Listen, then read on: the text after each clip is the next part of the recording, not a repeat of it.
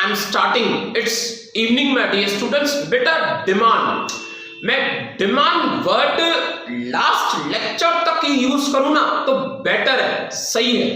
Demand word को, demand से related chapters को हम कल के लेक्चर में डिस्टिंग्विश बिटवीन तक कंप्लीट कर चुके।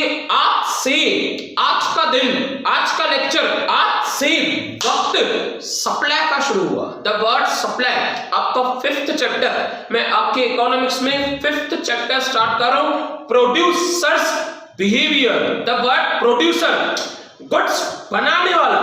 फाइनली पार्ले कंपनी पार्ले जी की प्रोडक्शन करने के टाइम पे, पार्ले जी गुड्स को सप्लाई करने के टाइम पे क्या सोचेगी, किन किन बातों को ध्यान पे रखेगी, ऐसी सारी बातें इस चैप्टर में समझाई जाएंगी। देखिए स्टार्ट कर रहा हूं कि प्रोड्यूसर क्या चाहता है कि ज्यादा से ज्यादा उसका प्रॉफिट हो, ज्यादा से ज्यादा उसकी कॉस्ट कम हो, ऐसी बहुत सारी बातें। स्टार्टिंग 5th चैप्टर आपका स्टार्ट करो, producers behaviour.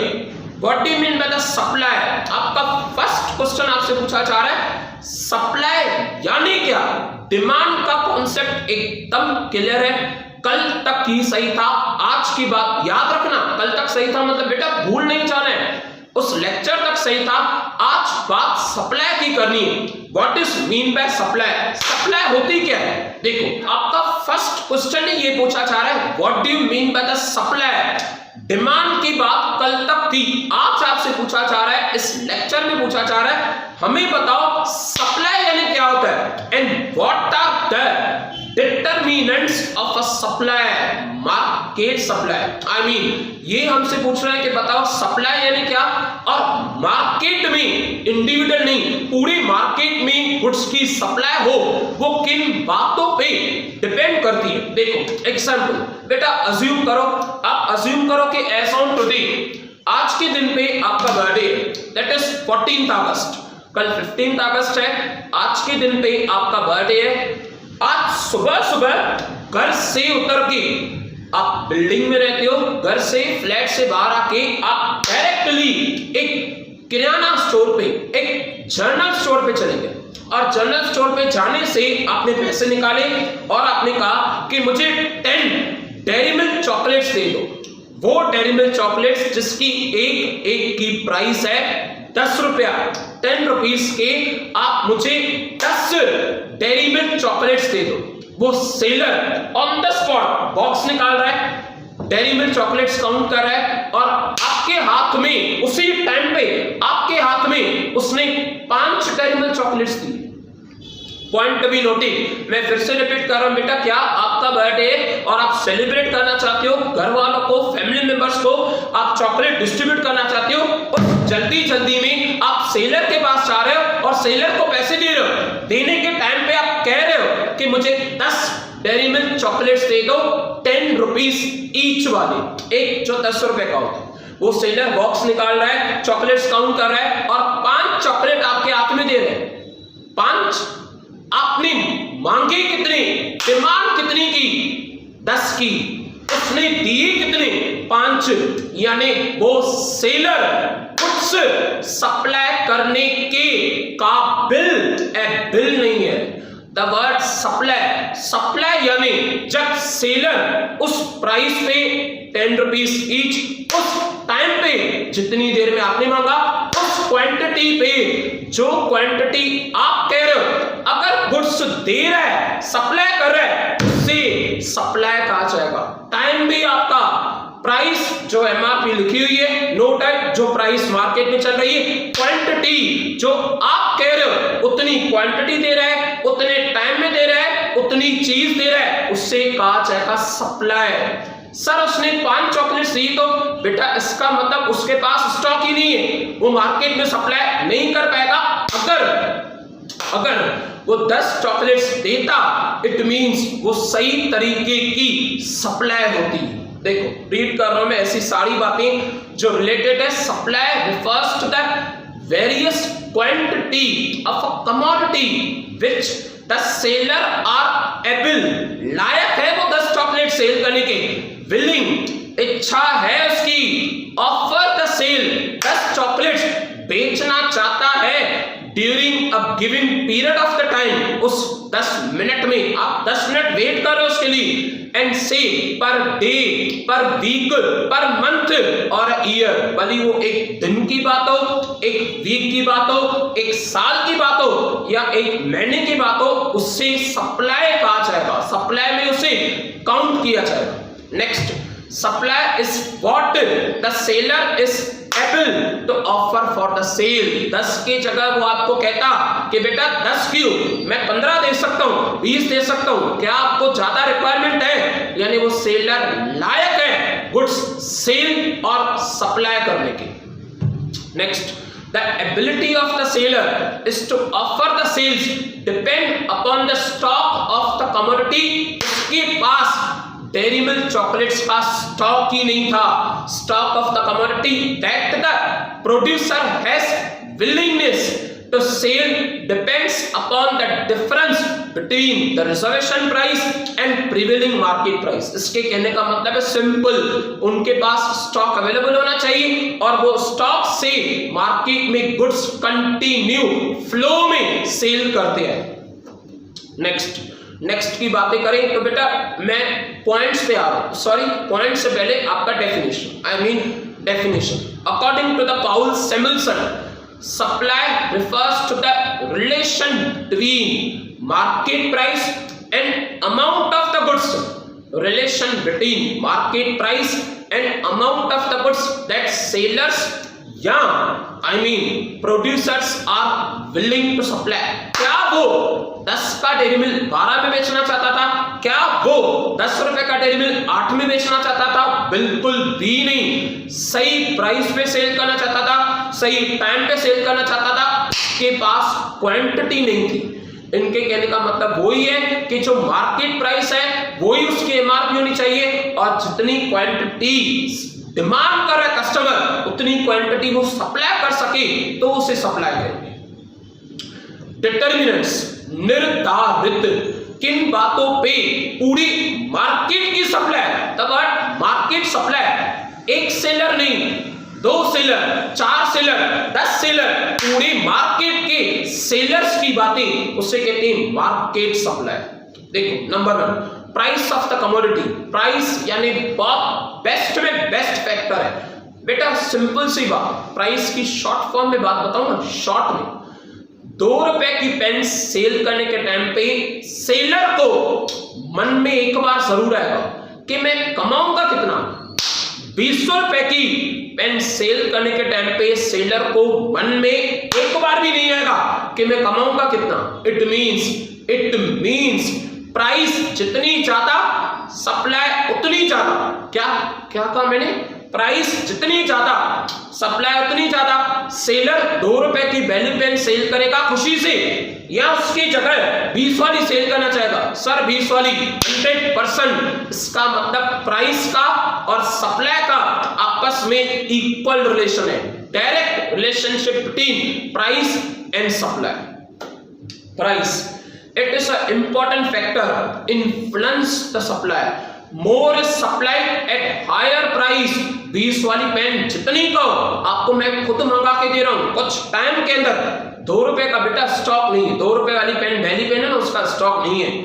It means the less is supplied at the lower price, so the price and the supply are directly related। Second, cost of production।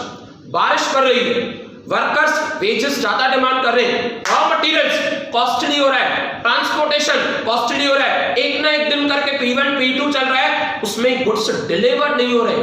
अगर प्रोड्यूसर की cost ज्यादा, क्या बेटा फिर से, अगर प्रोड्यूसर की कॉस्ट ज्यादा तो सप्लाई कम, कॉस्ट ज्यादा तो सप्लाई कम। क्यों बेटा, कॉस्ट ज्यादा होगी इट मींस प्रॉफिट मार्जिन कम होगी, प्रॉफिट मार्जिन कम होगी तो ऐसी चीजें हम दिल से खुशी से बनाएं क्यों, हम सप्लाई नहीं करेंगे उसे। ट्रांसपोर्टेशन कॉस्ट ज्यादा, वेयर हाउस की रेंट ज्यादा, एक दिन शॉप ओपन है एक दिन शॉप बंद है, P1 P2 चल रहा है, यानी कॉस्ट ऑफ प्रोडक्शन ज्यादा तो supply come, cost of production come, transport charges normal है, बिजनेस डेली चल रहा है, इट मींस सप्लाई ज्यादा।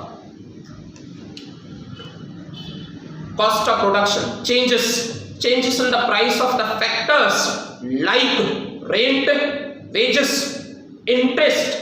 The cost of production increases, the supply decreases. आप जितना cost of production को बढ़ाओगे supply उतना कम होगा.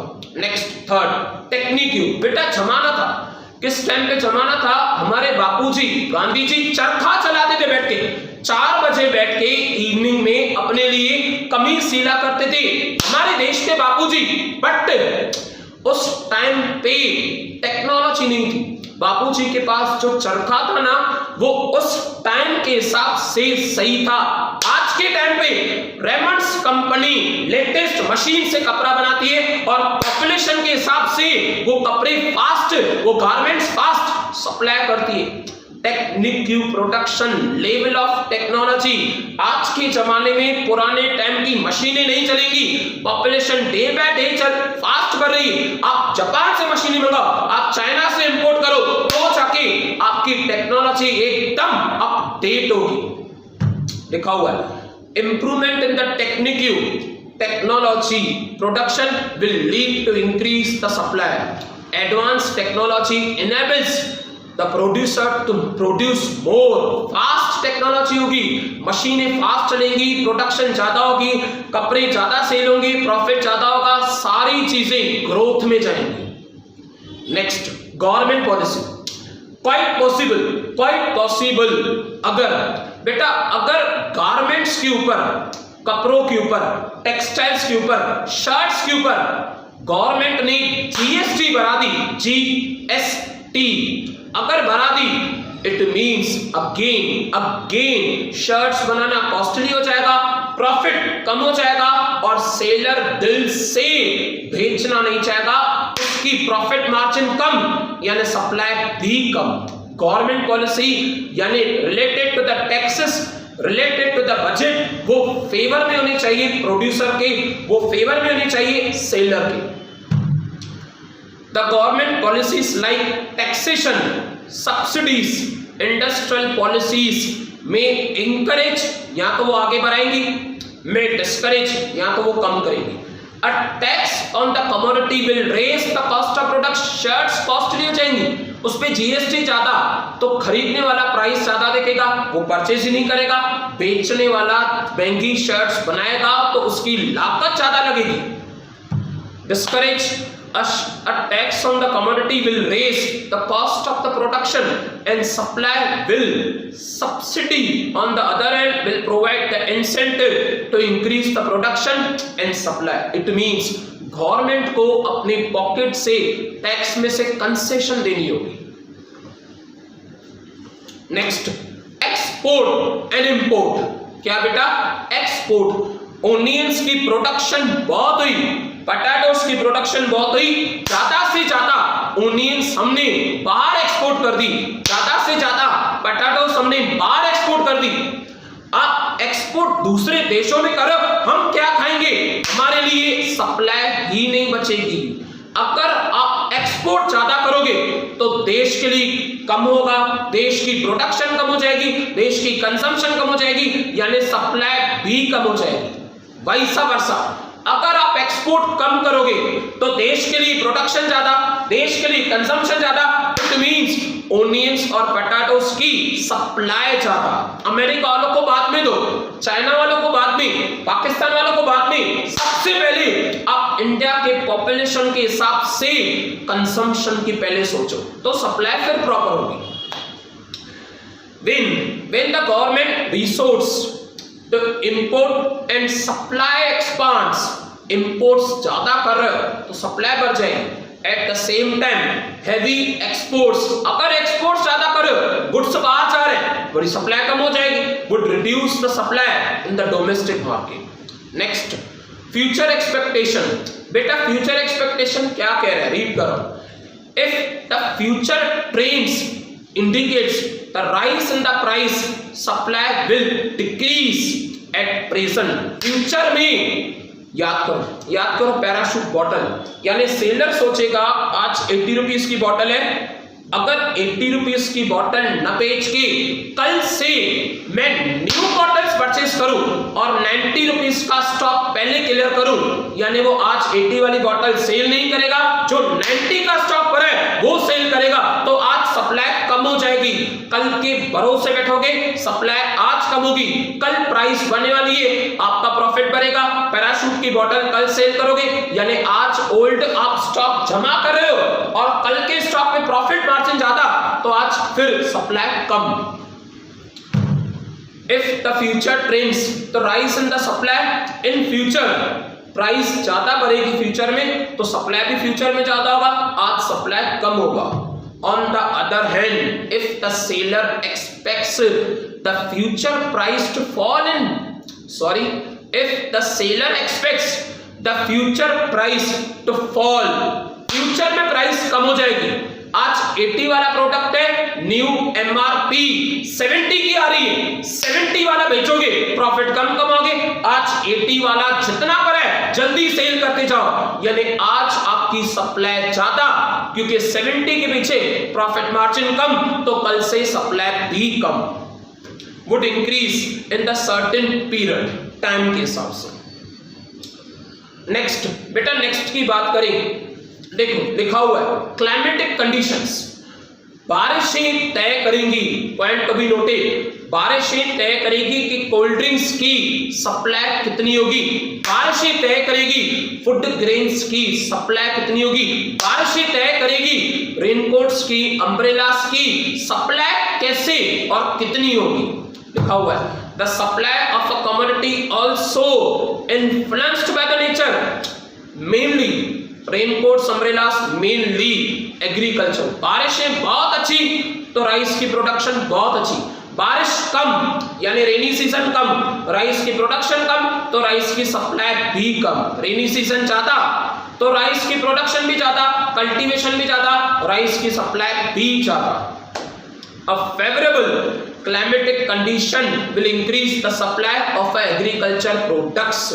Next, nature of the market, फिर वही बात, नेचर ऑफ द मार्केट में फिर वही बात, अगर इंडिया में सिर्फ और सिर्फ बाटा कंपनी गुड्स सेल कर रही है, सिर्फ बाटा कंपनी 100%, इतनी ज्यादा सेल, इतनी ज्यादा सप्लाई नहीं होगी, क्योंकि अगर मोनोपोली में गुड्स सेल किए जाए तो हर कोई गुड्स नहीं खरीदेगा, monopoly person, single seller, many buyer में प्राइस ज्यादा होती है, वर्सेस बाटा की कंपनी, एडिडास की कंपनी, नाइक की कंपनी, अच्छा उसके अलावा आप बताओ ज़ारा की कंपनी, आई मीन बेटा ऐसी सारी कंपनी आपस में कंपटीशन करेंगी तो सप्लाई ज्यादा, क्योंकि स्टॉक भी ज्यादा, प्राइस भी एकदम सही।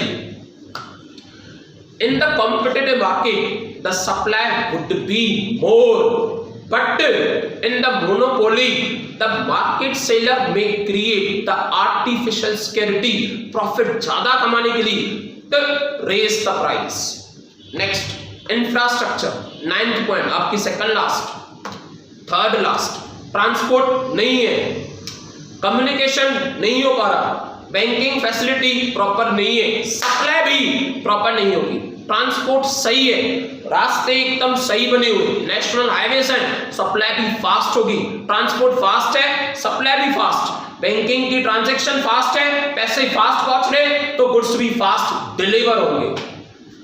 It means the transport and the communication are well developed, the extent of the market would be wide, that is supply will increase। next, price of the other goods, मैं read करूं क्या कह रहे हो, the supply of a given commodity depends upon the price of the other goods। if the price of a wheat rises, the rice remains the constant and the producer will think to produce of more wheat, this will affect the supply rise। Best sentences क्या इन्होंने, देखो बेटा एक farmer अपनी total land पे, जमीन पे आधी वीट प्रोड्यूस कर रहा है और आधी एरिया में राइस प्रोड्यूस कर रहा है, आधी एरिया में वीट, आधी एरिया में राइस प्रोड्यूस कर रहा है। अगर वीट का प्राइस डे बाय डे बढ़ता जा रहा है, from 2 rupees per kg to 3, from 3 to 5. It means farmer wheat में ज्यादा कमाएगा, वो व्हीट ही ज्यादा प्रोड्यूस करेगा। राइस की प्राइस कम है, राइस को ध्यान कम देगा, जितनी क्वांटिटी है उतनी प्रोड्यूस करेगा, या शायद उससे भी कम प्रोड्यूस करेगा। और वो सोचेगा कि जहां पे राइस प्रोड्यूस हो रहा है मैं उस जगह पे व्हीट की क्रॉप्स कल्टीवेट करूं और वहां पे भी व्हीट प्रोड्यूस करूं। लिखा हुआ है clearly, the price of the wheat rises, the rice remains the constant. It means the producer think मैं व्हीट ज्यादा प्रोड्यूस करूं उस जगह पे करूं या किसी और जगह पे करूं, राइस बेचने से मुझे इतना प्रॉफिट नहीं मिल रहा, मुझे व्हीट की ज्यादा प्रोडक्शन करनी है। Last but not the least लिखा हुआ है, natural and man made calamities. बेटा लॉकडाउन, कोरोना को आप नेचुरल डिजास्टर और नेचुरल की तरफ से, कुदरत की तरफ से, ये एक ऐसे समझो टाइप ऑफ अ कर्स, यानी इंसान भुगत रहा है, कोरोना में इंसान भुगत रहा है, लॉकडाउन में ये सारी चीजें हमारे तरफ से नहीं है, ये सारी चीजें कुदरत की तरफ से आप उसे डिजास्टर समझो, नेचुरल डिजास्टर। तो नेचुरल डिजास्टर में पूरा देश लॉकडाउन है, ट्रांसपोर्ट बंद है, सेलर्स बंद है, इट मींस सप्लाई कम होगी। लॉकडाउन ओपन हो जाए, ट्रांसपोर्ट चालू हो जाए, सारी चीजें प्रॉपर हो, इट मींस सप्लाई फिर ज्यादा होगी। Natural calamities like earthquake, corona disease लिखा नहीं हुआ, मैं बता रहा हूं, cyclone, floods etcetera will effect the supply in the market. Even man made calamities like a bomb blast, deliberately जो इंसान कर रहा है, effects the supply. Even a strike can effect the supply in the market, चाहे भले वो इंसान की तरफ से हो या कुदरत की तरफ से हो, वो सप्लाई पे इफेक्ट जरूर करेगी। Last quote of the day, बेटा कोट ऑफ द डे के बाद हमारा लेक्चर सक्सेसफुली कंप्लीट हो जाएगा। देखिए, nothing is permanent in this world, not even our troubles also. इस दुनिया में, इस धरती पे, इस समाज में ऐसी कोई भी चीज नहीं है जो परमानेंट हो और जो लाइफ टाइम हो, not even our troubles also. बेटा आपको लग रहा है ट्रबल्स, तकलीफें, आपको लग रहा है कि सर ऑनलाइन स्टडी कब तक, हम स्टडी कर रहे हैं 20 मिनट्स, हम स्टडी कर रहे हैं 30 मिनट्स, आखिर वो दिन कब आएगा जब क्लास स्टार्ट होगा, हम प्रैक्टिकली सम्स करेंगे, इंटरेस्टिंग से आपसे डाउट पूछेंगे, हमारी क्वेरी सॉल्व होगी, आखिर वो दिन कब आएगा। बेटा पॉइंट टू बी नोटेड, हर तकलीफ कुछ ना कुछ सिखाने आ रही है, और तकलीफ में आप पेशेंस नहीं खोना, आपका पेशेंस बहुत जरूरी है। आप टाइम के हिसाब से डेली स्टडी कर रहे हो, टाइम के हिसाब से ड्यूटी दे रहे हो, उससे ज्यादा कुछ भी हमें नहीं चाहिए, पेरेंट्स को नहीं चाहिए, टीचर्स को नहीं चाहिए, सोसाइटी को नहीं चाहिए। Nothing is permanent in this world, ये वक्त भी गुजर जाएगा, इट्स माय प्रॉमिस 100%। ऐसा दिन भी जरूर आएगा, सामने आप क्लासेस आओगे, सामने आप कॉलेज जाओगे, आपकी लाइफ एकदम वैसी हो जाएगी, बट उस टाइम पे ये बात दिमाग में याद आएगी कि जब ये तकलीफ वाला टाइम चल रहा था, जब तरस रहे थे क्लास जाने के लिए, तब घर बैठे कितनी स्टडी की, घर बैठे मेहनत कितनी की, वो भी तो प्रूफ होना चाहिए। Nothing is permanent in this world, इस दुनिया में कोई भी चीज परमानेंट नहीं है, not even our troubles also. That's sufficient for today, will again continue tomorrow, bye, take care, have a nice day.